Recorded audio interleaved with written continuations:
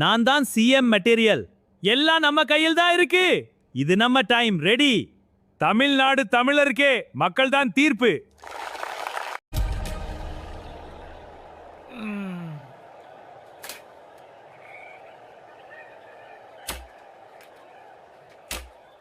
வணக்கம்.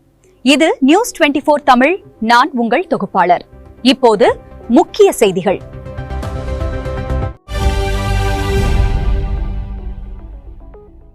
வாக்கு மையங்களில் QR குறியீடு அடிப்படையிலான புகைப்பட அடையாள அட்டை அறிமுகம் செய்யப்படுகிறது.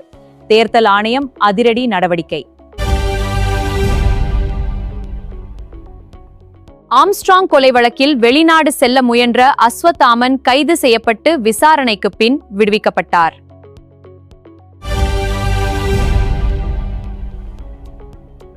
IPL-இல் சரிவிலிருந்து மீளுமா டெல்லி? ராஜஸ்தானுடன் இன்று பல பரீட்சை.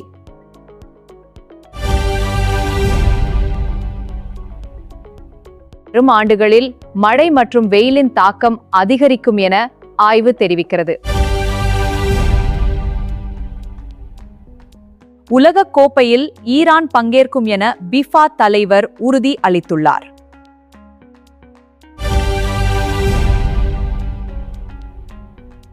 மக்களுக்கு என்ன பலன் என கேட்டு கருத்து கணிப்புகளுக்கு எதிராக இயக்குனர் தங்கர் பச்சான் ஆவேசம் தெரிவித்தார். விராட் கோலியுடன் பேட்டிங் செய்வது அற்புதமான அனுபவம் என ஜேக்கப் பெத்தேல் தெரிவித்தார்.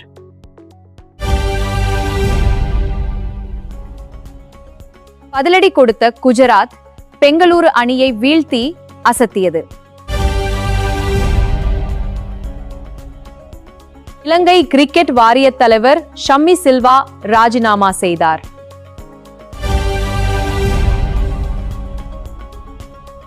மதுரை சித்திரை திருவிழாவில் பச்சை பட்டுடுத்தி வைகை ஆற்றில் இறங்கினார் கள்ளழகர்.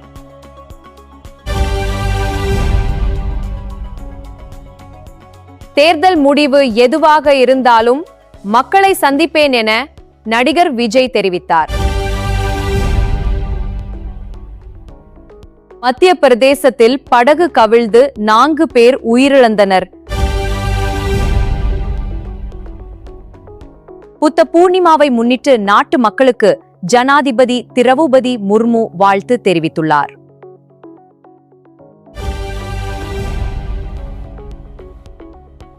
எட்டாவது பாலியல் சுரண்டல் வழக்கில் போலி சாமியார் அசோக் ஆரத் மே 12ஆம் தேதி வரை சிறையில் அடைக்கப்பட்டார். மராட்டியத்தில் தன்னை பார்த்து சிரிக்கிறார் என தவறாக நினைத்து கடைக்காரரை கத்தியால் தாக்கியதாக நபர் கைது.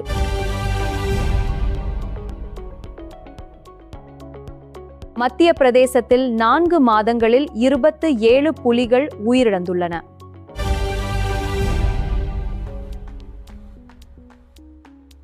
பெண் பயணி மயக்கமடைந்ததால் கொல்கத்தா புனே விமானம் ராய்ப்பூரில் அவசர தரையிறக்கம் செய்யப்பட்டது.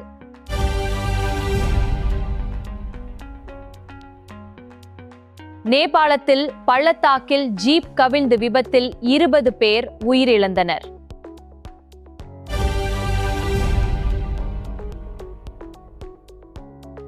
ட்ரம்புடன் கைகுலுக்கிய பிறகு ஈரானுக்கு 6 தரை வழிகளை திறந்து விட்டதாக பாகிஸ்தான் பிரதமர் அறிவித்தார்.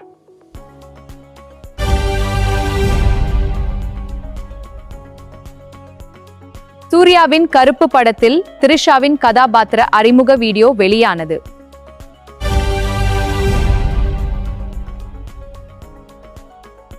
ஜனநாயகன் பட வழக்கில் குற்றம் சாட்டப்பட்டவரின் முன்ஜாமீன் மனுவை சென்னை உயர்நீதிமன்றம் தள்ளுபடி செய்தது.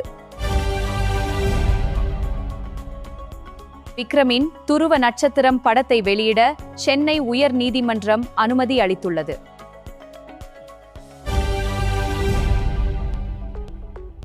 திருப்பூர் மாவட்டம் பெரியபாளையத்தை சேர்ந்த வாலிபர் ஒருவர் தூத்துக்குடியில் உள்ள தனியார் தொழிற்சாலையில் மின்சாரம் தாக்கி உயிரிழந்தார்.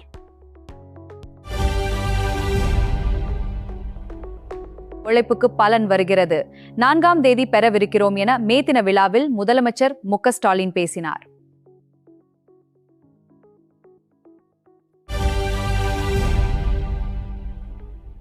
உழைப்பாளர்களுக்கான உரிமைகள் முழுமையாக கிடைக்க உறுதியேற்போம் என தமிழக வெற்றி கழகம் தலைவர் விஜய் தெரிவித்துள்ளார்.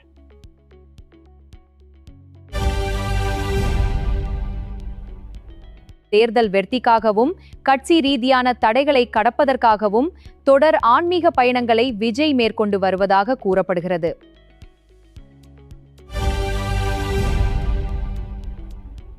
தொழிலாளர்களுக்கு மே தின வாழ்த்து தெரிவித்து நடிகர் கமல்ஹாசன் தனது எக்ஸ் தளத்தில் பதிவு ஒன்றை வெளியிட்டுள்ளார்.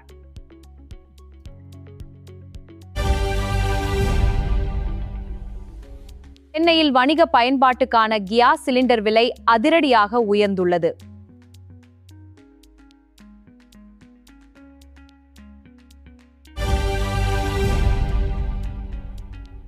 நாளை நாகூர் தர்கா செல்கிறார் தமிழக வெற்றி கழகம் தலைவர் விஜய்.